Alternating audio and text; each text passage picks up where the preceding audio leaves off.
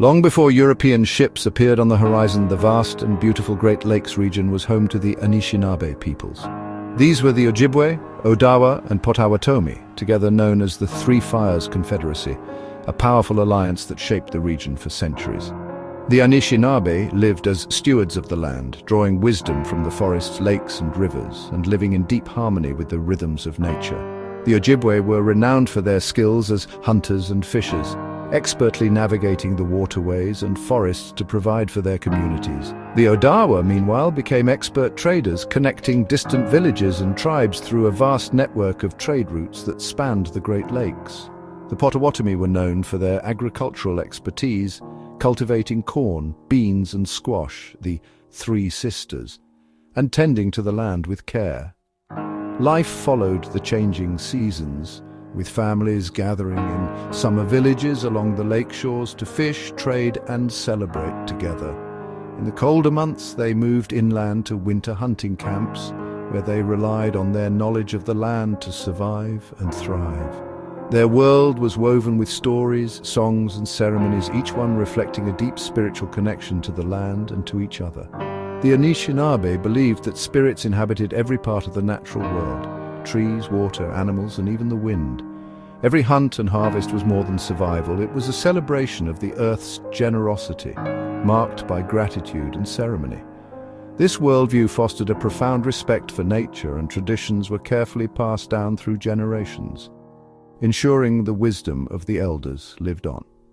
To the Anishinaabe, the land was not just a resource, but a living entity, a home that provided everything needed to thrive, from food and shelter to inspiration and meaning. Today, their legacy endures as a powerful testament to living in balance with the world, reminding us of the importance of respect, gratitude, and harmony with nature. In the 1600s, French explorers, missionaries, and fur traders arrived, drawn by tales of wealth. They established trading posts, exchanging metal goods for furs with Native Americans. This trade altered Anishinaabe life, shifting focus to trapping beavers, sometimes leading to overhunting. European diseases devastated native communities, changing their world forever. Despite challenges, a unique Métis culture emerged, blending European and indigenous traditions. French traders lived among tribes, building alliances based on kinship and trade. Figures like Antoine de la Motte Cadillac understood the importance of these alliances.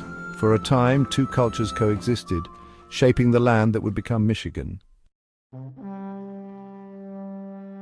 For more than a century, the region known as New France flourished, its economy and culture deeply rooted in the fur trade. French traders, voyageurs, and missionaries established outposts along Michigan's rivers and lakes, forging a network of commerce and influence that stretched across the Great Lakes. These French settlers built strong alliances with native tribes such as the Odawa and Potawatomi, relying on their knowledge of the land and their skills as hunters and trappers. But as European powers competed for dominance, Britain's growing ambitions sparked the French and Indian War, a conflict that would forever alter the map of North America and the fate of Michigan. The Odawa and Potawatomi, loyal to their French allies, fought bravely alongside them. Yet, despite their efforts, British military strength eventually overwhelmed the French and their native partners. The Treaty of Paris in 1763 marked a turning point, officially ceding Michigan and much of New France to Britain, and bringing an end to more than 100 years of French rule in the region. Under British control, the approach to native tribes changed dramatically. The British treated native peoples less as partners and more as subjects, imposing stricter rules and asserting their authority over the land and its inhabitants. This new order sparked resistance. In 1763, the great Odawa leader Pontiac led a powerful uprising known as Pontiac's War, rallying tribes from the Great Lakes to fight for their autonomy and lands. Although the rebellion was ultimately suppressed, it forced the British to reconsider their policies, resulting in the proclamation of 1763, a royal decree meant to ease tensions by limiting colonial expansion into native territories. Michigan now found itself under a new flag, its people facing an uncertain future as British rule took hold and old alliances faded. The destiny of this land was still being shaped by conflict, negotiation, and the ever-changing tides of history. The British hold on Michigan was brief as the American Revolution changed its fate. Once a remote outpost of the British Empire, Michigan soon found itself at the center of a struggle for control in the heart of North America. The winds of revolution swept across the region, forever altering its destiny and the lives of those who called it home. The 1783 Treaty of Paris granted the United States vast new territory, including Michigan. This agreement redrew the map, transferring control from the British to the young American nation, and opening the door to new opportunities and challenges for settlers and native peoples alike. Yet, the British lingered in the region, supporting their Native American allies in an effort to slow the tide of American expansion.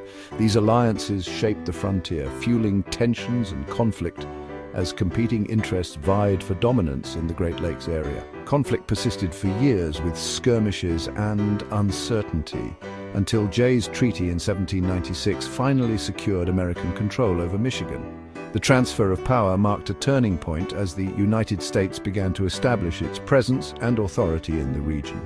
Michigan became part of the vast Northwest Territory, a land of promise and potential.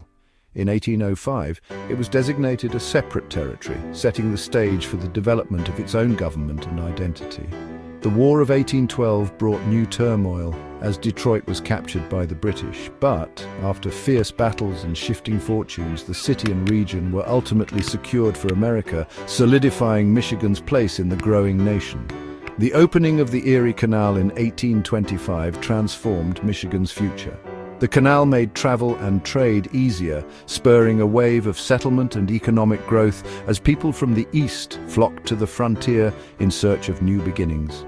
Pioneers from the east arrived in growing numbers, clearing forests, building farms, and establishing new communities. Their hard work and determination transformed the landscape, paving the way for Michigan's journey towards statehood.